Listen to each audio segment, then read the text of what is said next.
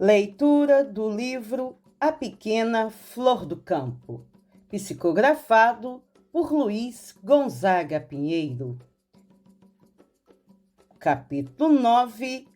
Ogum, a força avassaladora da lei.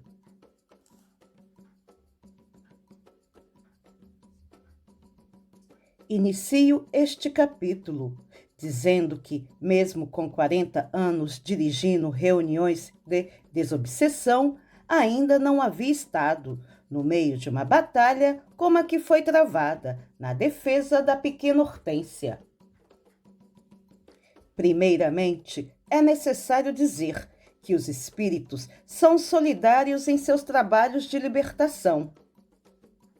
Entre eles, há uma espécie de pacto para se ajudarem na defesa da lei e da ordem, da caridade e da justiça. Sempre trabalhei conjuntamente com pretos velhos, índios frades e outros instrutores com revestimento perispiritual, dando-lhes a aparência de homens brancos. Na verdade, todos são espíritos em essência. A maneira como se apresentam é mero detalhe. Respeito a todos como irmãos amados e me reconheço como trabalhador comum. Daqueles que limpam o assoalho onde os enfermos pisam. Todavia, sinto-me irmanado com todos no objetivo de servir a Deus, embora ainda utilizando imperfeitamente minhas ferramentas de trabalho e microscópicas conquistas evolutivas. Talvez essa ausência de preconceito tenha sido o motivo pelo qual a pequena Hortência tenha sido enviada ao grão de mostarda. É sabido de todos que há dirigentes de reuniões mediúnicas que cerram as portas a pretos velhos, índios, crianças, sob o argumento de que é difícil saber se são ou não mistificadores, querendo se infiltrar em meio do trabalho. Argumentam, sem nenhum fundamento, que tais entidades devem se comunicar em seus terreiros e não em mesa branca. Com todo respeito aos meus irmãos espíritas, uma emergência deve superar todos esses entraves que nada representam diante da dor humana. Quem ergue um prédio é o operário humilde, embora um doutor faça os cálculos e outro o desenho. Sem que os brancos saibam, muitos pretos velhos limpam os salões destinados às reuniões de desobsessão que eles dirigem. Muitas das moléstias dos brancos são tratadas com ungüentos, ervas medicinais e aromáticas cultivadas por mãos negras.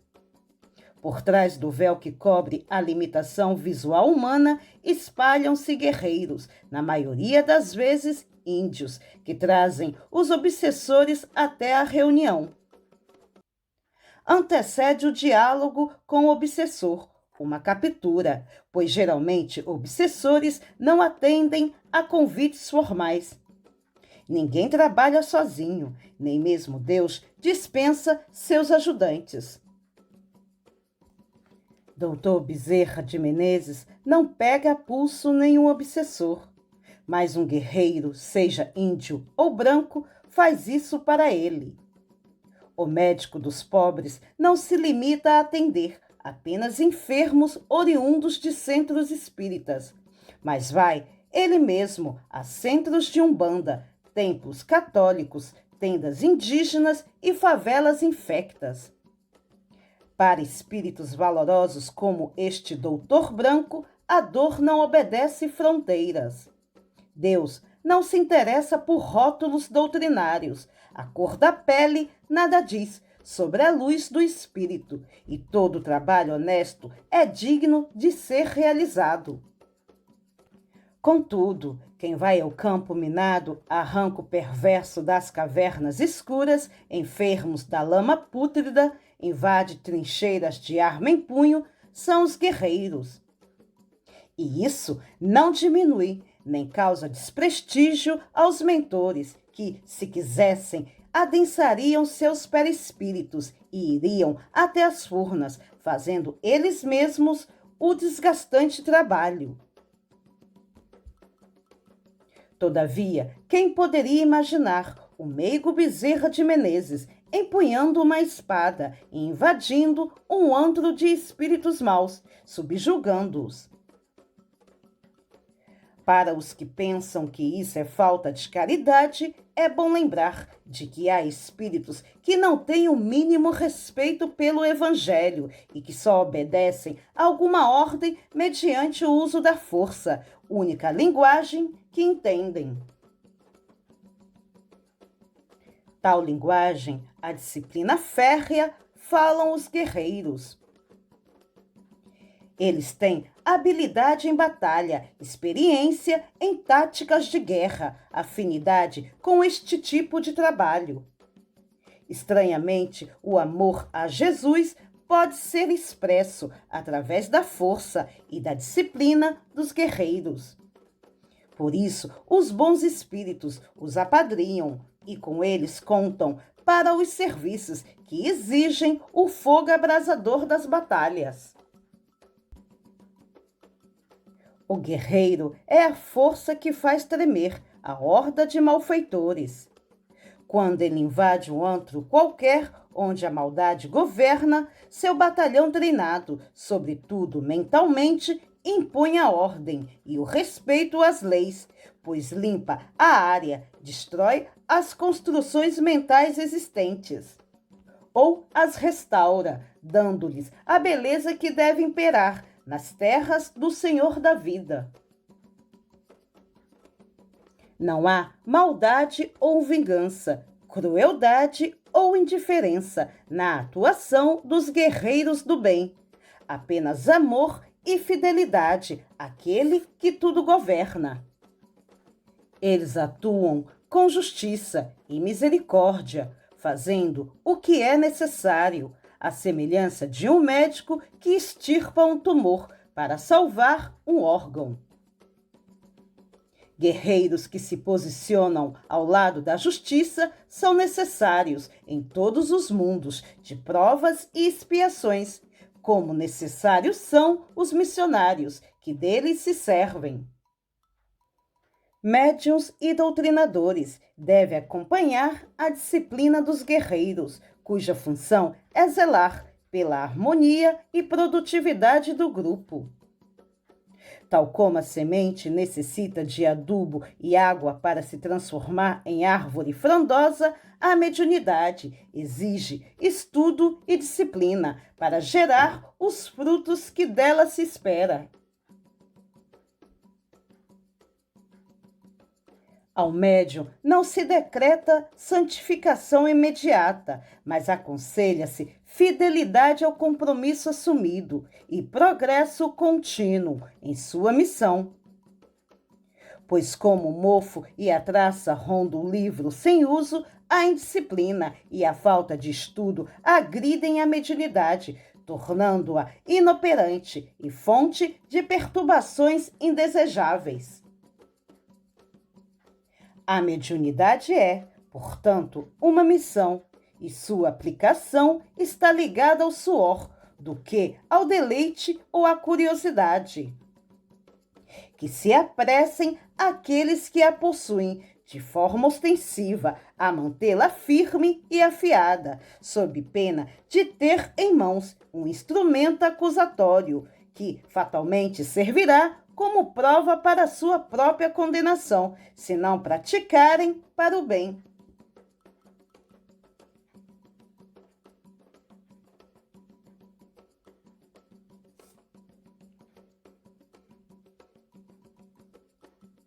Nota pessoal da narradora. Vide o segundo livro da codificação de Allan Kardec, o Livro dos Médiuns. Vide também as obras de Francisco Cândido Xavier, obras complementares da codificação de Allan Kardec, o livro Os Mensageiros e o livro Nos Domínios da Mediunidade, psicografado por Francisco Cândido Xavier, pelo espírito André Luiz.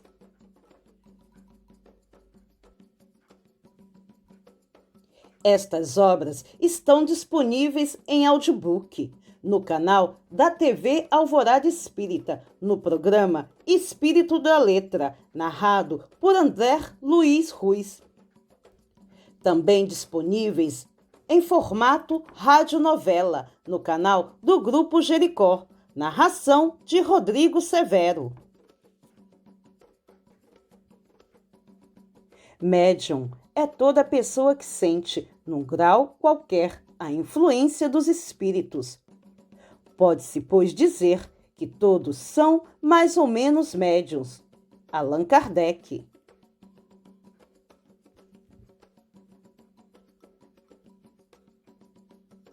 Livro dos Médiuns. Publicado pela primeira vez em 1861. O Livro dos Médiuns é a segunda obra da codificação espírita, compilada por Allan Kardec. Indicado para todos os interessados em fenômenos mediúnicos. O livro é considerado o mais completo manual explicativo das atividades de comunicação com o mundo espiritual, apresentando gêneros e formas de manifestações, além de excelente vocabulário de termos relacionados ao espiritismo. A obra apresenta o desenvolvimento da mediunidade e as dificuldades e os obstáculos que podem acompanhar o trabalho e a prática do espiritismo. Uma vez que somos, quando encarnados, canais entre os planos material e espiritual. É essencial que conheçamos profundamente todos os aspectos desse relacionamento para atingir com sucesso os objetivos desejados.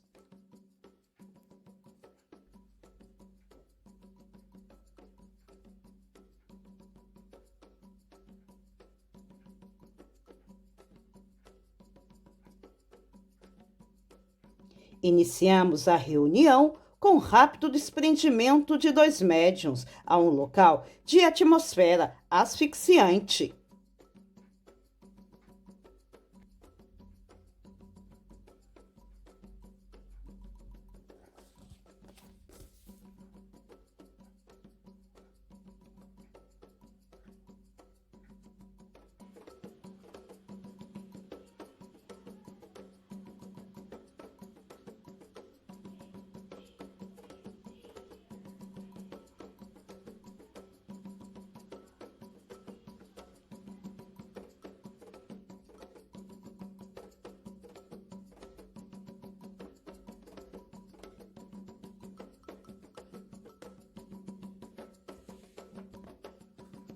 Estou em um local desconhecido e de natureza muito agressiva.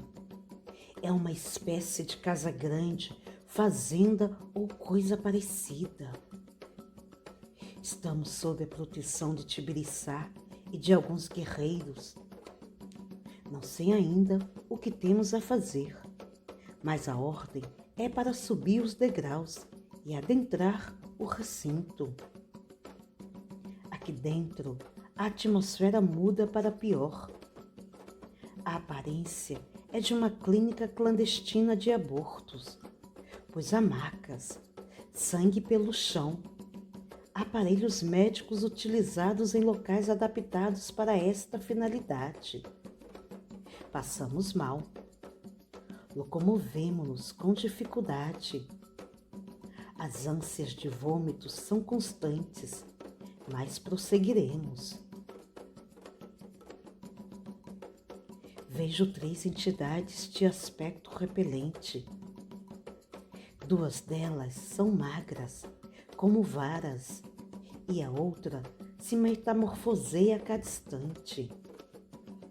Ora, se mostra como uma mulher pavorosa, de olhos esbugalhados, cabelos desgrenhados, abdômen volumoso, sangue a escorrer pelas pernas. e ora parece um monstro. Seu abdômen é enorme. Ela grita, esperneia, tenta perfurar o abdômen com as mãos para retirar algo que traz dentro de si, mas não consegue. É dor demais. Mesmo estando à distância, sinto todas as suas emoções. Minhas carnes parecem rasgar.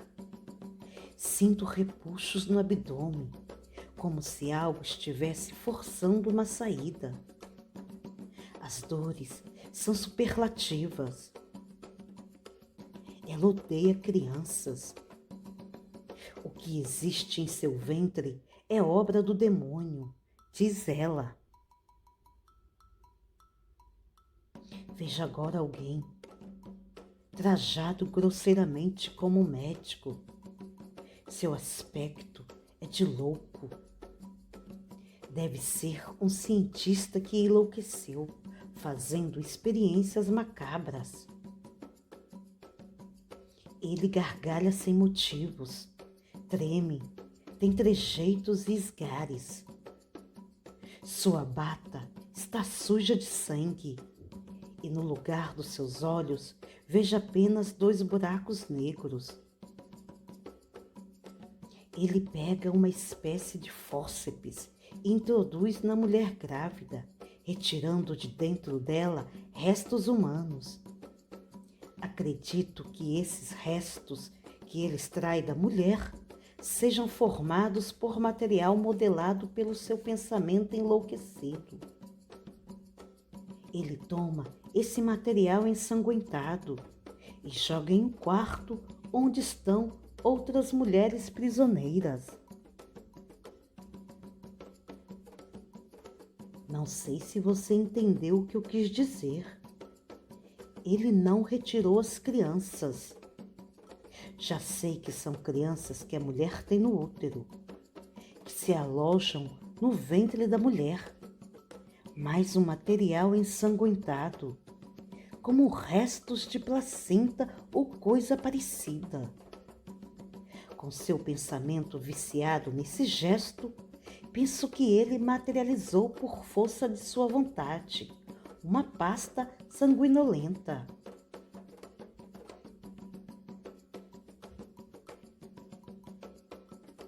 Que coisa horrível! Meu Deus! Será isso possível? As prisioneiras se atiram como feras aos restos e os devoram. São loucas, de aspecto apavorante. Que mente demoníaca criou isso aqui?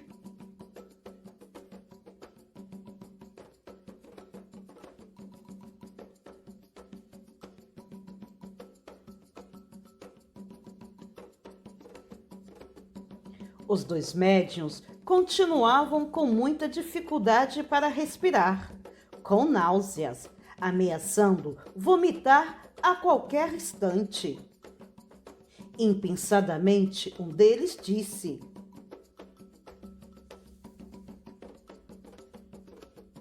Luiz, tire-me daqui!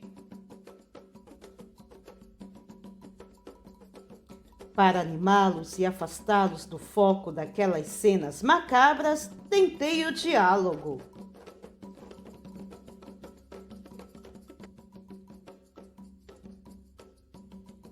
Quem está falando comigo nesse instante?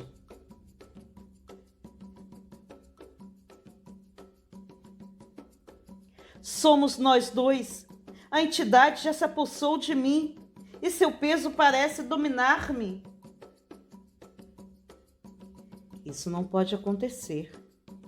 Assuma o comando. O domínio da situação deve permanecer com você. As dores e as loucuras são dela. A disciplina é sua. Levante e ande. Foi isso que Jesus disse a Lázaro, quando este parecia morto. Imponha sua vontade sobre a dela, que essa sensação vai amenizar.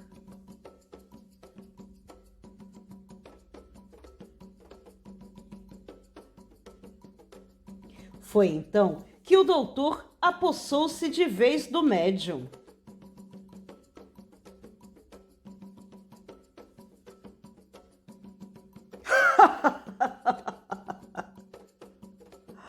Comam, minhas belezinhas, comam.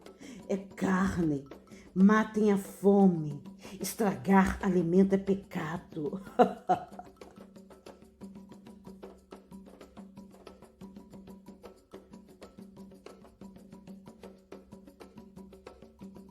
Esse espírito, durante quase toda a comunicação, gargalhou como louco. Na realidade, estava louco.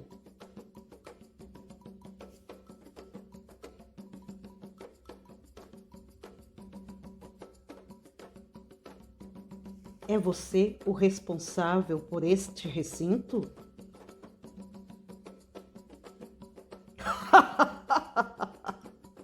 Não, sou apenas o doutor. Dou a elas o que sai delas. Não é um bom plano? Quem são essas pobres mulheres?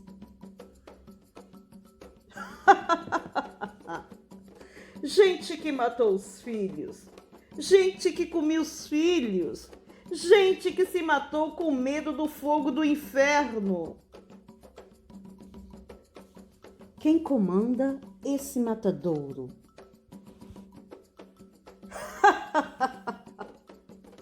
Não conheço. Recebo as ordens na minha mente. Ele fala e obedeço. Tem mesmo certeza de que não faz isso por conta própria?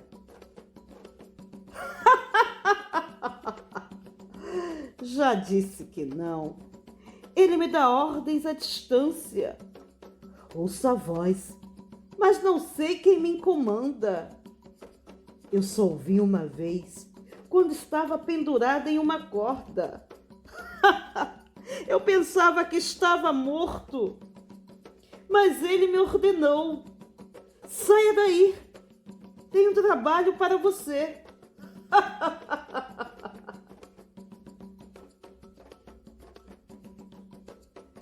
E por que se suicidou-se?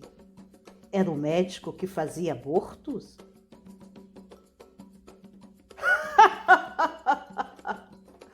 Sim, mas não foi essa a causa do meu suicídio. Tinha uma filha pequena. Matei-a e comi sua carne. Sou um canibal.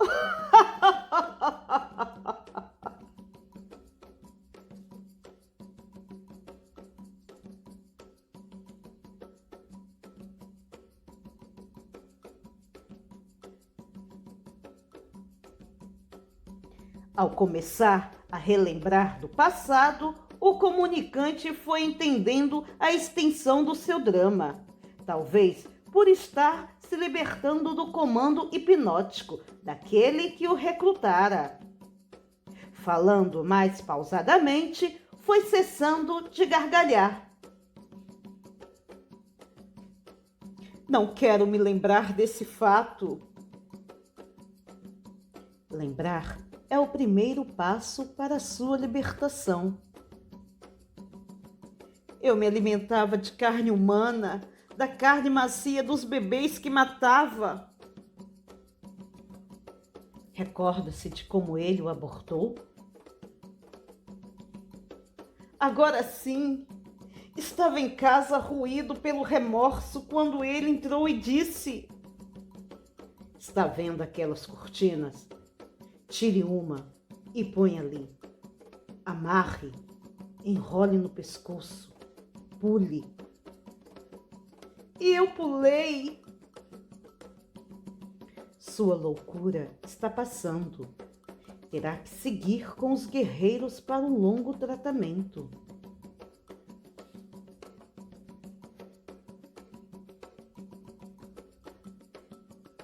Terminada esta parte, já o médium voltava-se para a mulher, que continuava em sua loucura, querendo arrancar as crianças do ventre a qualquer custo.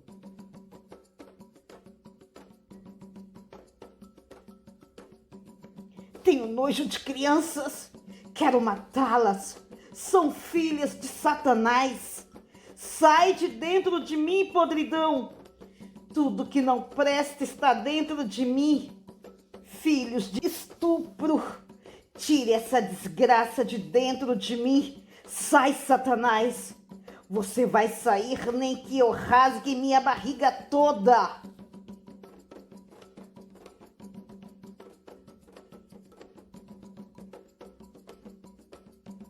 Então, outra entidade capturada entrou em cena.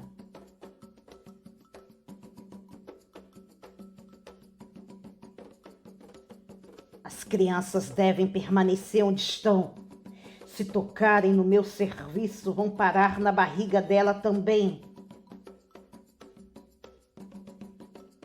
Então você é o responsável por essa aberração? Sou apenas o enfermeiro encarregado. Acenda já minhas velas que esse índio apagou. Nada de velas acesas. Vamos terminar com essa bruxaria já. A ordem é limpar tudo. Comece.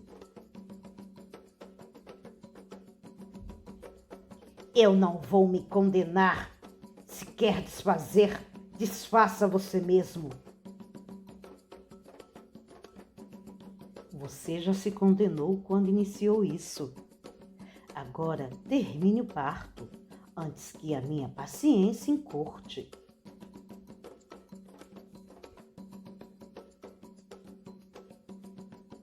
Enquanto eu, de um lado, conversava com o falso enfermeiro, do outro lado, a médium gemia e chorava como criança recém-nascida.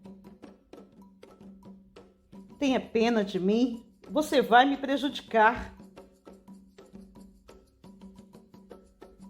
Coen, Coen, Coen.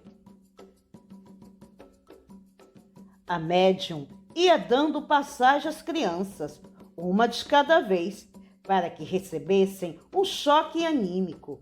E a cada uma delas víamos no corpo da companheira em serviço os gestos típicos de bebês, se enroscando e buscando proteção. Acelera o trabalho, que eu detesto ver crianças sofrendo. Estou terminando, são muitas. Coen, Coen, Coen.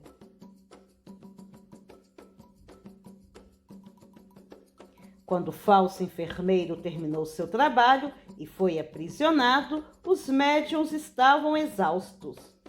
Então fizemos leve pausa para que se recuperassem. Enquanto procuravam ar para sover, contaram assombrados detalhes do que haviam visto.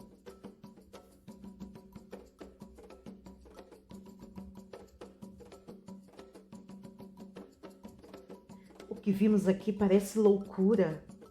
Mesmo estando dentro do cenário e do enredo, custa acreditar que isso esteja acontecendo.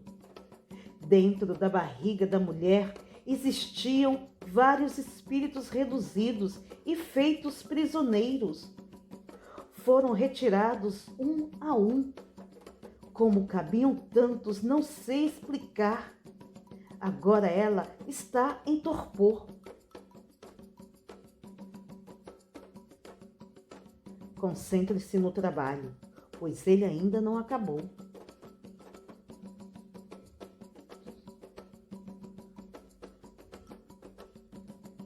Tibiriçá, manda que eu me levante, pois é hora do chefe ser preso. Diz que ele é uma figura muito grande, mas nada que não possa ser derrotada. Em se tratando de espíritos maldosos, quanto maiores, maior é a queda. Ele resmunga para consigo mesmo. Vamos. Mas o que é isso? As portas da casa voaram. Um cavalo enorme com suas patas dianteiras as derrubou e está entrando um guerreiro, o mesmo da última batalha. Seus soldados vasculham tudo, derrubam portas, libertam prisioneiros, prende as mulheres loucas que se alimentavam de restos de fetos. Toda a casa está iluminada com eles. Ele vem em minha direção.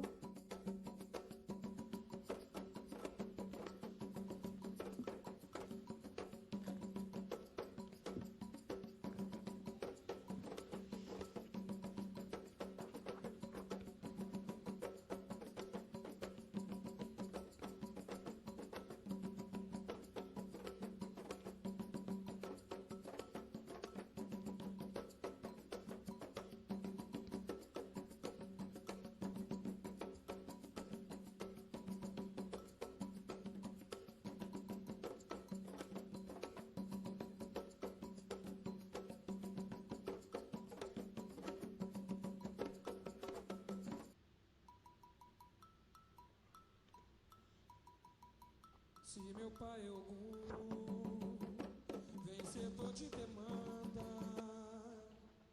quando chega no reino é pra saudar, filho de Umbanda. Ogunhê!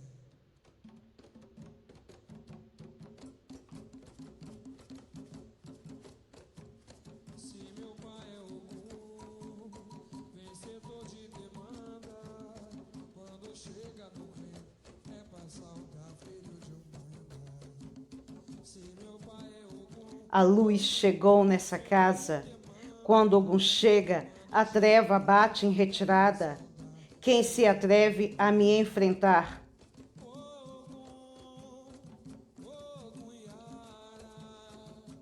O que se viu a partir daí foi o duelo de forças entre o vampiro responsável pela mansão dos condenados e o guerreiro da lua, como o apelidaram os médiuns.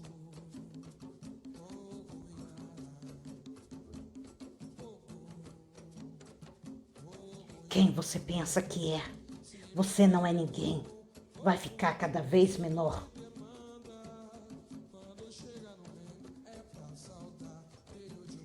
Pelas palavras do vampiro, deduzimos que ele era muito grande, como afirmara Tibiriçá, e que era dessa maneira que, utilizando do hipnotismo, fazia seus prisioneiros assumirem a condição perispiritual de fetos. Mas ao tentar utilizar esta técnica contra quem muito bem a dominava, o resultado não foi bom para ele.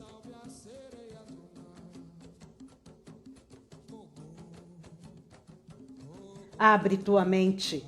A minha ordem é irrecusável. Abre a mente. Faz o que eu mando. Reduz.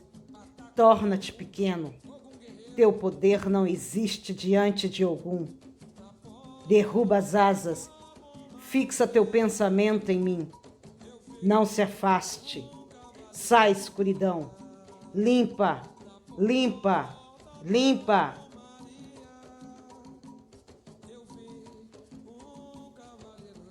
A outra médium que servia como intermediária para o vampiro foi entortando, diminuindo, assumindo a forma fetal. A voz de Ogum trovejava dentro da sala mediúnica.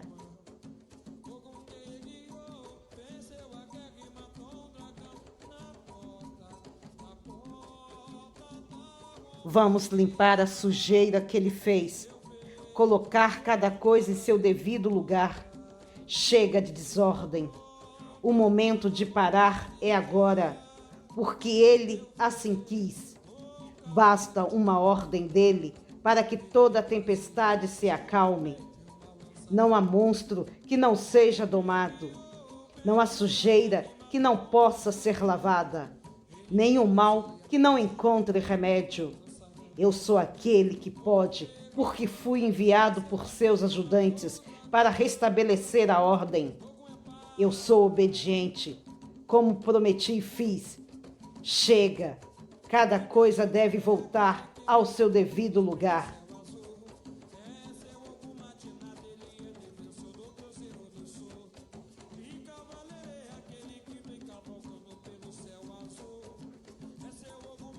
Os 2 médiuns que participaram da batalha disseram que o guerreiro da lua nem sequer tocou no vampiro.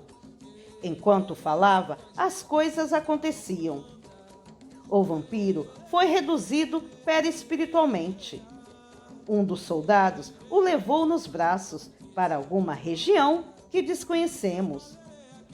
Então, uma equipe de pretos velhos entrou em ação, sendo que um deles me abordou.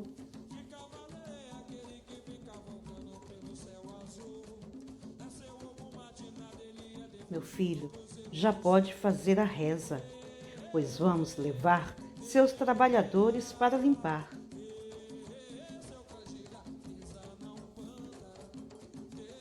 Os médiuns ainda tossiam e demonstravam ânsia de vômito, mas foram levados a locais verdejantes, onde tomaram banho em cachoeiras e aspiraram ervas aromáticas. Um deles ainda chorava quando retornou.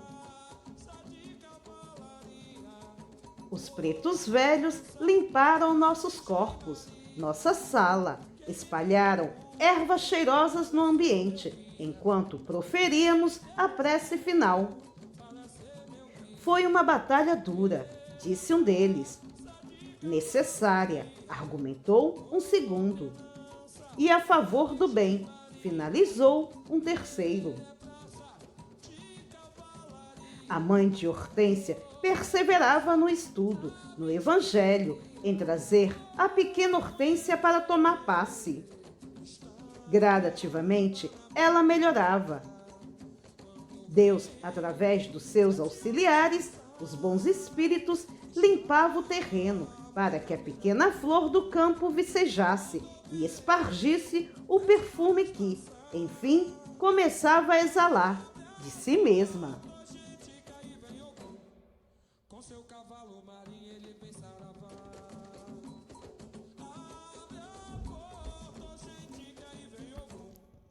Com seu cavalo marinho ele vem saravar.